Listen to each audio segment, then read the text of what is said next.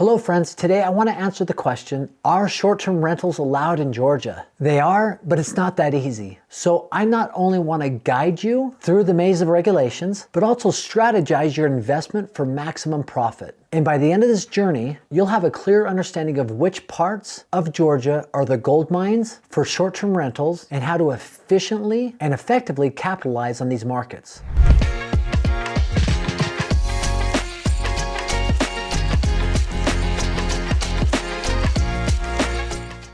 Have you ever wondered why some investors thrive in certain areas while others hesitate because of regulations? Well, today I'm going to uncover the secret to turning legislative hurdles into profitable ventures and reveal how understanding the local vibe and legal landscape can give you the edge in the market by first going over some broad rules and regulations in the state of Georgia regarding short-term rentals. Then I'll dive into prime locations and emerging markets for short-term rentals in Georgia. And finally, how you can take advantage of this investment strategy in the awesome Peach State. If you're ready, let's go.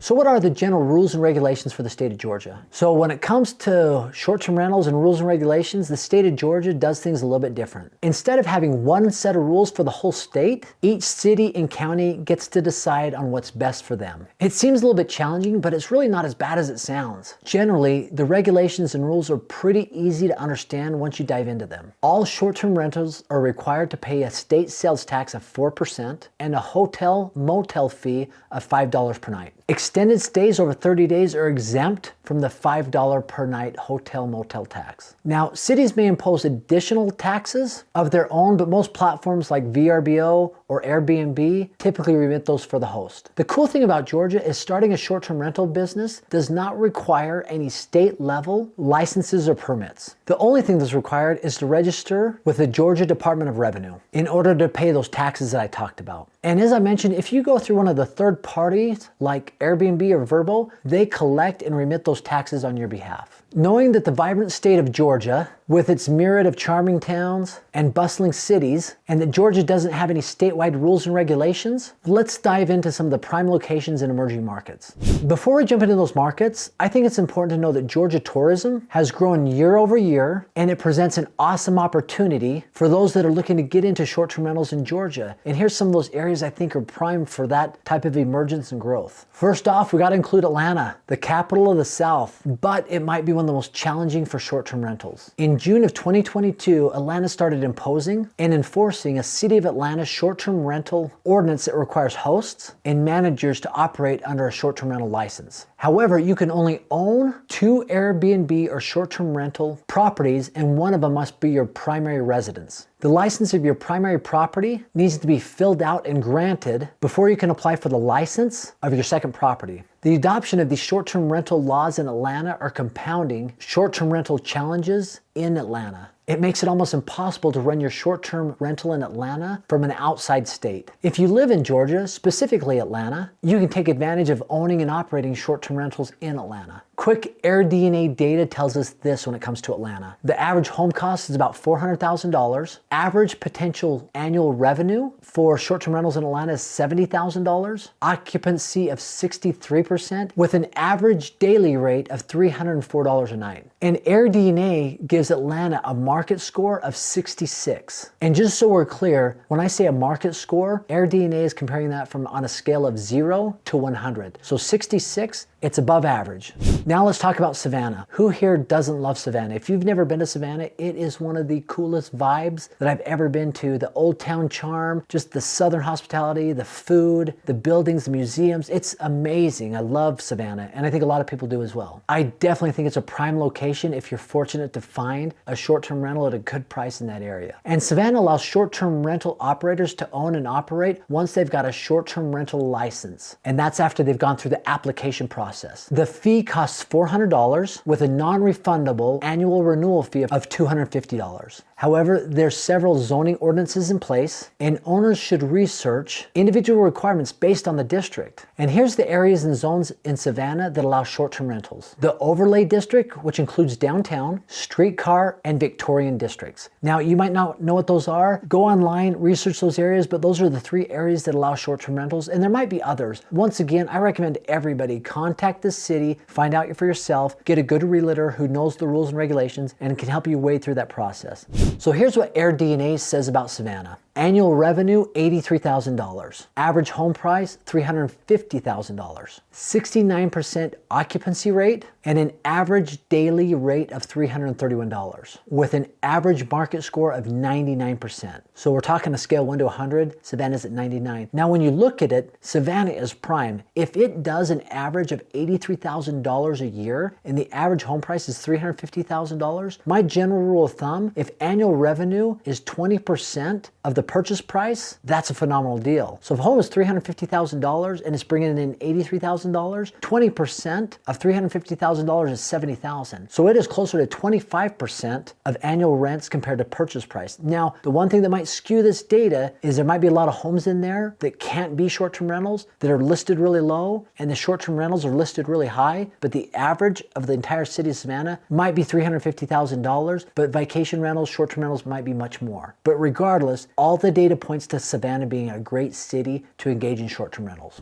All right, let's talk about Blue Ridge, Georgia, an area which I own a short-term rental. Rentals are permitted only in commercially zoned areas, including the Central Business District, Limited Commercial, General Commercial, and Manufacturing District. Now, most people that own a short-term rental in the Blue Ridge area own them in cities that are just outside Blue Ridge. They say the general rule of thumb to own a good short-term rental in Blue Ridge, Georgia is to be about a 10 to 15 minute drive from the McDonald's that is downtown Blue Ridge. That means you're within a 10-15 minute drive of being right in downtown and not too far from getting all your amenities, groceries, going to restaurants, and enjoying all the things Blue Ridge has to offer. Hosts need a vacation rental certificate with a checklist of requirements and a modest $25 fee. You've got to pay all your associated taxes. And according to Blue Ridge, short-term rentals that are non-owner occupied are legal as long as they are located in the appropriate zoning districts. Moreover, there's no limit to how many vacation rentals you can own in the Blue Ridge area. This makes Blue Ridge a great opportunity to own and operate short-term rentals. Let's see what the AirDNA data says about Blue Ridge. The annual revenue is $51,000 annually, occupancy rate 50%, average nightly rate $277 with an average home price of $729,000. But AirDNA gives it a market score of 96. Now, some of those numbers just don't add up. That's why doing additional research is so important. Now, it says the average is $50,000 a year. That's probably because a lot of people live in their home a little bit and then rent it out sometime. And that data can skew other data. Just for your general knowledge, we typically do between $75,000 to $85,000 on our short-term rental in Blue Ridge, Georgia. It's a 3-bed, 3-bath, 2,000 square feet, and it's in Morganton, which is just outside of Blue Ridge. And so that gives you some idea. We bought our home for $520,000. So that gives you a little bit of idea of what an actual short-term rental looks like that isn't skewed by some of the other numbers that could happen in Blue Ridge, where it's a destination for second homes.